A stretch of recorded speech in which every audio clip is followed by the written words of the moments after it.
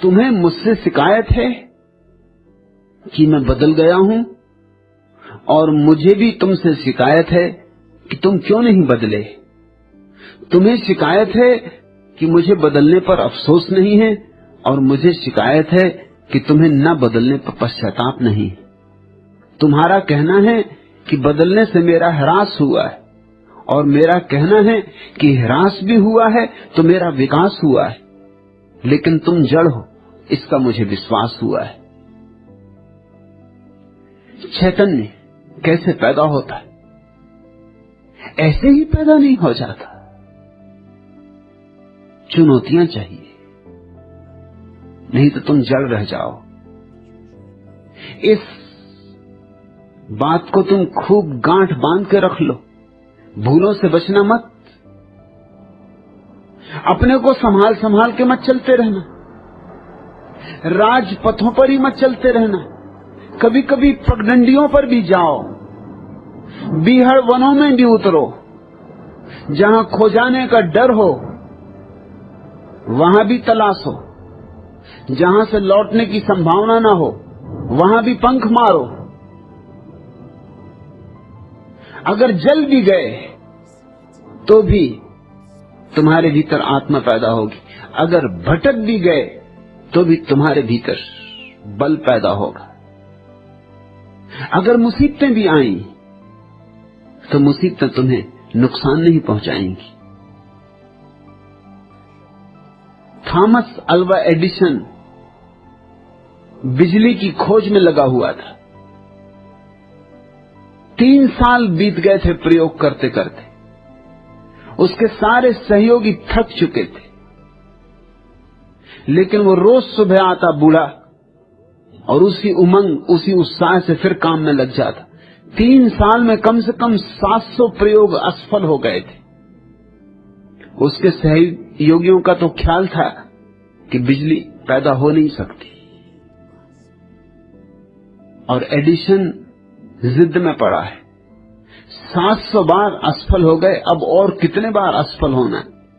700 बार भूल हो चुकी, जाहिर है अब बच जाना चाहिए। अब जिंदगी इसी में खराब करने की कोई जरूरत नहीं। एक दिन वे सब इकट्ठे हुए और उन्होंने एडिसन को कहा कि अब बहुत हो गया, 3 साल खराब हो गए, 700 बार हमारे प्रयोग असफल हो गए, अब कब तक हम यही करते रहेंगे? और आपको हम देखते हैं तो हमारी छाती और बैठ जाती। आप रोज सुबह उसी उमंग, उसी उत्साह से चले आते, न उदासी, न हताशा, न निराशा। आपको पता है कि 700 बार प्रयोग असफल हो चुका है।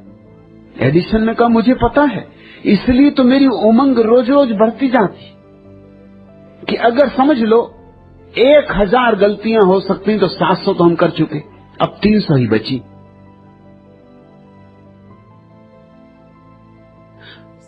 सात 700 दरवाजे हम टटोल चुके, दरवाजा नहीं मिला।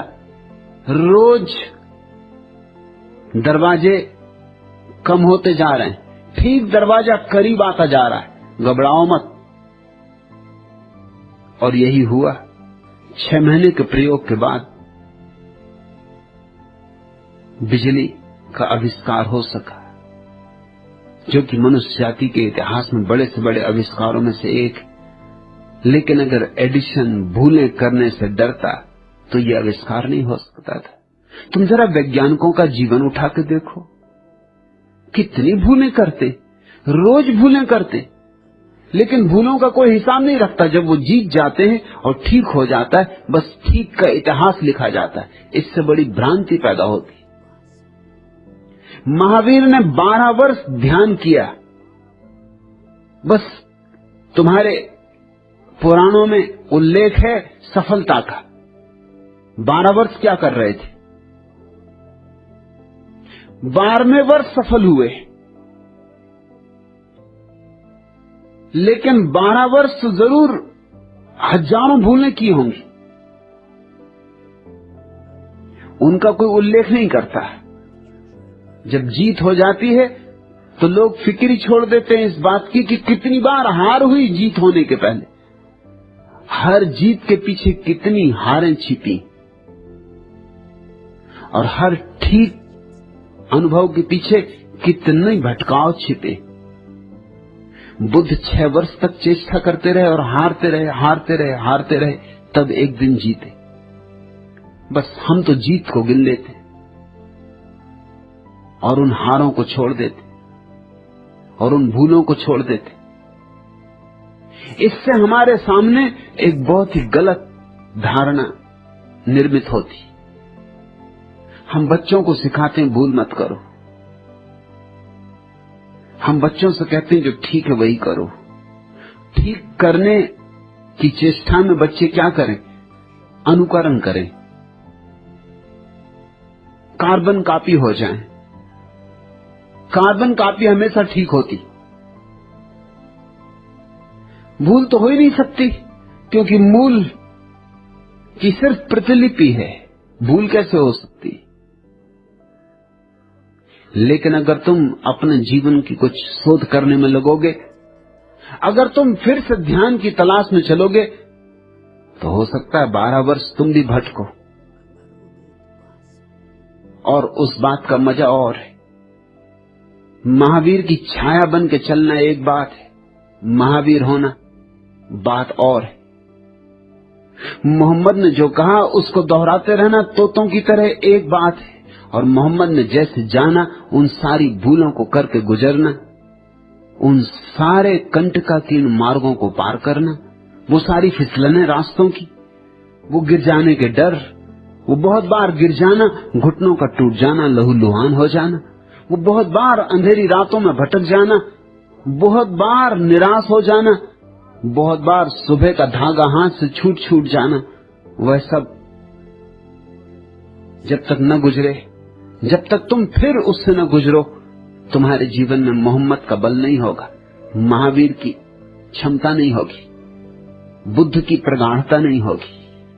नहीं हरिदास, ऐसा मत पूछो कि हम कैसे जिएं कि जीवन में कोई भूल ना हो। मैं तो कहूंगा ऐसे जियो कि जीवन में जितनी भूलें हो सके हों, सिर्फ एक भूल दोबारा ना हो। बस खूब जियो,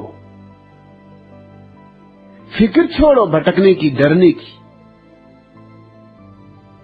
डरने वाले कायर अटके ही रह जाते हैं, उठते ही नहीं। जरा सोचो, अगर छोटे बच्चे ये सोचें कि हम चलेंगे तभी जब गिरने का कोई डर न रह जाएगा, तो इस दुनिया में सारे लोग घुटनों के बल ही सरकते रहें, फिर कोई चलना नहीं हो सकता। वो तो छोटे बच्चे बड़े हिम्मतवर हैं। हरिदास तुम जैसे सवाल नहीं पूछता छोटा बच्चा कि मुझे कुछ ऐसा रास्ता बताओ चलने का कि मैं कभी गिरूं ना। बच्चा तो उठता है और गिरता है, घुटने तोड़ लेता है, फिर उठता है, फिर गिरता है, उठते ही रहता, गिरते ही रहता, उठते ही रहता, गिरते ही रहता। एक दिन खड़ा हो जाता 2 पैरों के बल पर। चमत्कार है 2 पैरों के बल पर खड़ा होना, क्योंकि सारे पशु 4 हाथ पैरों पर चल रहे हैं, और वैज्ञानिक कहते हैं आदमी भी बंदर था और 4 हाथ पैरों पर चलता रहा। जरा उन प्राथमिक बंदरों की कल्पना करो जो पहली बार 2 पैरों पर खड़े हुए होंगे, बाकी सब बंदर हंसे होंगे कि ये देखो अब ये गिरेंगे सज्जन। चमत्कार है 2 पैरों। सारे बंदर हंसे होंगे, और बंदरों के पंडित पुरोहित और बंदरों की परंपरा और उनकी पुरानी धारणाएं, उन्होंने कहा होगा हमने ना तो कभी देखा ना सुना किसी बंदर को 2 पैर से चलते। ये मूल देखो,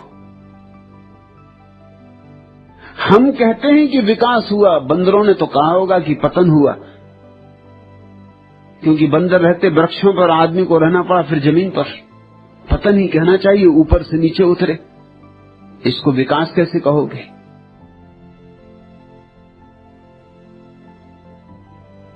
लेकिन जो पहले बंदर 2 पैरों पर चले, बहुत बार गिरे होंगे, बहुत बार गिरे होंगे। जैसे छोटा बच्चा गिरता है, उनके घुटने टूट गए होंगे, लहूलुहान हो गए होंगे,